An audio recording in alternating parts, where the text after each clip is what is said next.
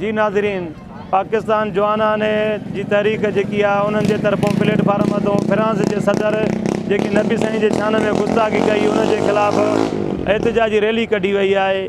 अचो तो इन्हनि को पुछा कंदासीं हिननि जो छा चवणु आहे। डिस्ट्रिक्ट लाड़कानी तरफ ॾों हीअ रैली कढी वई आहे तहरीक जवान पाकिस्तान ॾों।